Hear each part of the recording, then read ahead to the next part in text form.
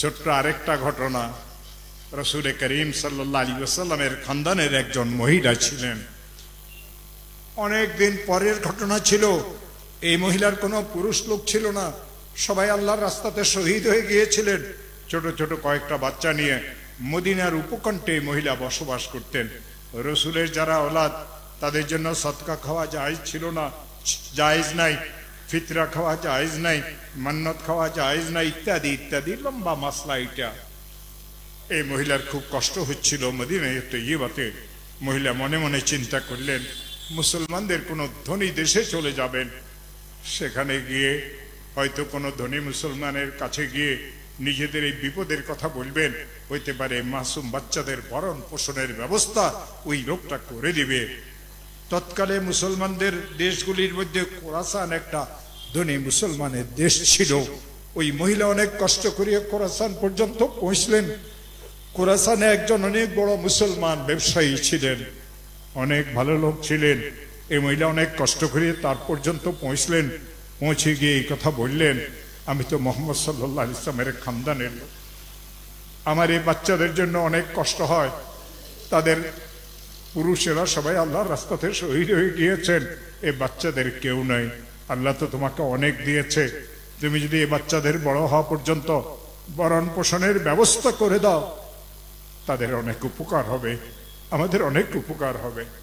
এই মুসলমান বড় ব্যবসায়ী লোকটা কি মনে করিয়ে মুখ দিয়ে ফসকি একটা কথা বাইরে হয়ে গেল, আরে সারাদিন তো লোকজন আমাদের কাছে আসে, আসি বলে আমি অমুকের আত্মীয়, আমি অমুকের আত্মীয়, আমি অমুকের আত্মীয়, তুমি যে রসুলের আত্মীয় তার প্রমাণ দাও।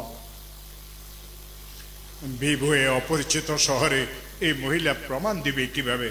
মাথা নিচু করে তিনি বাইরে হয়ে গেলেন। তিনি মনে মনে চিন্তা করলেন, যেই লোকটা আমাকে বিশ্বাস করল না, যেই লোকটা আমার কাছে মুহাম্মদ রাসূলুল্লাহ সাল্লাল্লাহু আলাইহি ওয়াসাল্লামের খানদানের লোক হওয়ার পরিচয় চাইল, আমি তাকে কিভাবে পরিচয় দেব? এখান থেকে লোক মহিলাটা মাথা নিচু করে বাহির হয়ে গেল। সেই শহরে একজন মজুসি ছিল। আমি মজুসির অনুবাদ অর্থ এখন বলবো না, একটু পরেই বলবো। ওই মজুসি লোকটাও মানুষদেরকে অনেক সাহায্য করত।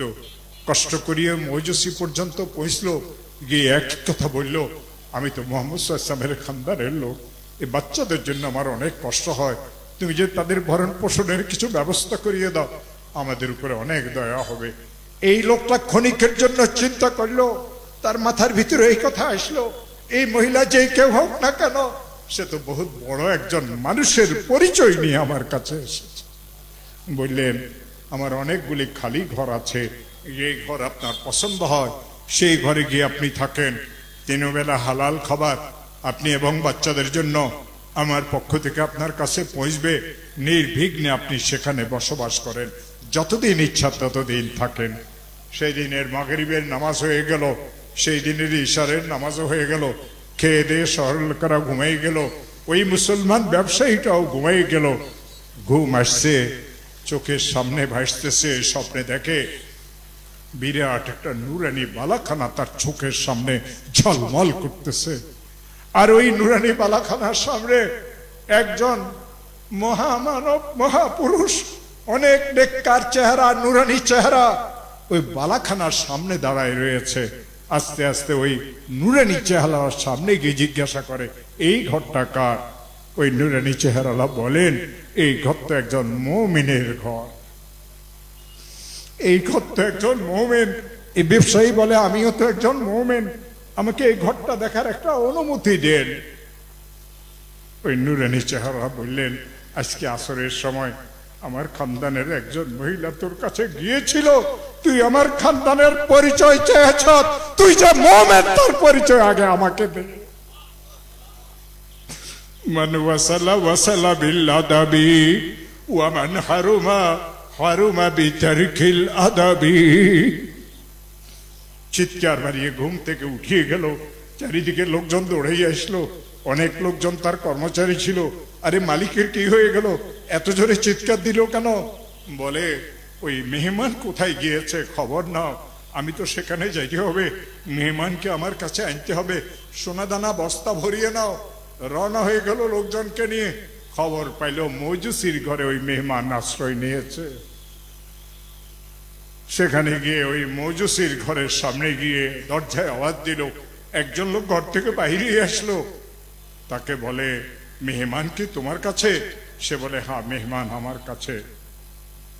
এই মুসলমান ব্যবসায়ী বলে, যা চাও তা নাও, যে পরিমাণ চাও সে পরিমাণ নাও, আমি তো মেহমানকে নিতে এসেছি, মেহমান আমাকে দিয়ে দাও। ওই মৌজুসি লোকটা বলে, তুমি মেহমান নিতে এসেছ? একটু আগে যেই দরবার থেকে তোমাকে ধাক্কা দেওয়া হয়েছিল সেই দরবারওয়ালা আমার ঘরে তশরিফ এনেছিলেন। জনাবে মুহাম্মদুর রাসূলুল্লাহ সাল্লাল্লাহু আলাইহি ওয়াসাল্লাম আমার ঘরে তশরিফ এনেছিলেন। আমি তার হাতে হাত রাখে মুসাফা করেছিলাম। তুই আমার কাছে আ, আমার হাত থেকে রসুলের হাতে সুগ্রাণ তুই গ্রহণ কর। আমার পুরো ঘর আলোকিত ছিল, আমার পুরো ঘর সুগন্ধিত ছিল।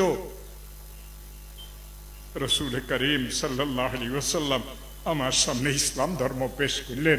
আমি মুসলমান ছিলাম না, আমি অগ্নি পূজক মজুসি ছিলাম। আল্লাহর রসুল আমার সামনে ইসলাম পেশ করলেন। ওয়াকাত কাবিরতুল ইসলাম বিয়াদিহি শরীফ, আমি রসুলের হাত ধরে মুসলমান হয়েছি। আমি মেহমান কোনদিন তোকে দেব না। আল্লাহ রসুল সেই সাথে ইরশাদ করেন, ওয়ালা রাসূলুল্লাহ সাল্লাল্লাহু আলাইহি ওয়াসাল্লাম, মান রানি ফিল মানাম ফাকাত রানি ফাইন্না শাইতানা লা ইয়াতামাসসালু বি। আমার কোন নেককার উম্মত যদি আমাকে স্বপ্নে দেখে, সে নিশ্চিত আমি রাসূলকেই স্বপ্নে দেখেছে। শয়তান আমার চেহারা ধরিয়ে কাউকে ধোঁকা দিতে পারে না। মান রানি ফিল মানাম ফাকাত রানি ফাইন্না শাইতানা লা ইয়াতামাসসালু বি। আমার প্রিয় ভাইয়েরা, এই মৌজুসি লোকটা বলে, আমি তো মুসলমান হয়ে গেছি, এ মেহমান কোনদিন তোকে দেব না। ও আমার প্রিয় ভাইয়েরা, ভালো করিয়ে শুনেন, আলেম ওলামারাও শুনেন, জবানে তালা লাগা না আখেরি জামানা, গীবতের রাস্তা অনেক সম্প্রসারিত। ও আমার প্রিয় ভাইরা, একে অন্যের সাথে বিরোধ করিবেন না। যা কিছু বিরোধ হচ্ছে, এই সব বিরোধ নফসের জন্য হচ্ছে। যা কিছু বিরোধ এই মুসলমানদের মধ্যে হচ্ছে, একে অন্যের সাথে বিভিন্ন ধরনের কথাবার্তা বলে, কেবল নিজের স্বার্থ উদ্ধারের জন্য কথা বলে। মোহাম্মদ রাসূলুল্লাহর পুরা জিন্দেগিতে তো গীবত নাই, কোন সাহাবীর জিন্দেগিতে গীবত নাই। আপনি কেন গীবত করেন? আপনি কিসের মাওলানা? আপনি কিসের মুফতি? আপনি তো ধোঁকাবাজ, ধোঁকাবাজ, ধোঁকাবাজ। মাওলানা জাফর সাহেব ছিলেন, ক্যামেরা বন্ধ করাইছেন, এ তো হারাম, গুনাহে কবিরা। আজ একজন মাওলানা সাহেব মক্কা শরীফ যান, এহরাম করতেছেন, এটাও ফেসবুকে দেখা যায়। আমাদের উলামায়ে হক্কানি রব্বানি দারুল দেওবন্দের এখনো ফাতাওয়া, দারুল দেওবন্দের এখনো ফাতাওয়া, ছবি উঠানো হারাম, ছবি উঠানো হারাম, ছবি উঠানো হারাম। সে যত বড় বক্তা হোক, সে যদি ছবি উঠায় তাইলে সেই উম্মতের কোনদিন খায়ের কা হইতে পারে না। আপনি বুঝেন না বুঝেন এটা আপনার ব্যাপার। আপনি না বুঝলে আমি কি বলবো? আমি আপনাকে কিভাবে বুঝাবো? আমাদের খুব কাছে সিলেট, সিলেটের এক বহুত বড় শতবর্ষের একটা মাহফিল ছিল। তৎকালের পৃথিবীর সবচেয়ে বড় আলিম যিনি ছিলেন, হযরত মাওলানা সঈদ আহমদ পালানপুরি রহমতুল্লাহ আলাইহি, একদিনের জন্য এসেছিলেন বয়ান করবেন। শুনছেন সেখানে ভিডিও হচ্ছে, ছবি উঠানো হচ্ছে। বললেন, আমার ব্যাগ গুছাই নাও, আমি ঢাকা চলিয়ে যাব। ওই মাদ্রাসার এক গ্লাস পানি তিনি পান করলেন না, ওদের হাদিয়ার টাকা তিনি নিলেন না, ওদের গাড়ি ভাড়ার বিমানের টিকিটের টাকা তিনি নিলেন না। তিনি এই কথা বললেন। মুহতামিম সাহেব আসলেন, ঢাকার বড় বড় আলেমেরা সবাই ছিলেন, এ মোল্লানা ওবায়দুল্লাহ ফারুক, এ মোল্লানা নুর হোসেন কাসিমি, যারা আমাদের সাথে, ইনারা সবাই গিয়ে পা ধরেছেন। হযরত আপনি স্টেজ পর্যন্ত যান, মানুষেরা দেখবে আপনি স্টেজ পর্যন্ত গেছেন। অসুস্থ বলিয়ে কোনো রকমে কাটানো যাবে, না হয়তো মাদ্রাসার নাক কান কাটিয়ে যাবে। হযরত বললেন, তোমার নাক কান যদি কাটে আমার কি হবে?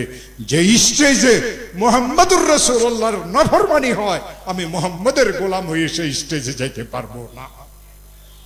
আজ কোথায় সেই উলামায়ে কেরাম? এই জন্য আমার প্রিয় ভাইয়েরা, ছবি ইসলাম ধর্মে হারাম। যখন দেওবন্দ মাদ্রাসা ফতুয়া দিবে যে হালাল, সেই দিন আমরা মানব। যতদিন দেওবন্দ মাদ্রাসা ফতুয়া দিবে না, ততদিন আমরা আমাদের আকাবিরদের, আমাদের বড়দের, আমাদের মুরব্বীদের, আমাদের হক্কানি রব্বানি মাশায়েখদের ওই তর্জের উপরে আমরা আমাদের জীবনী চালু।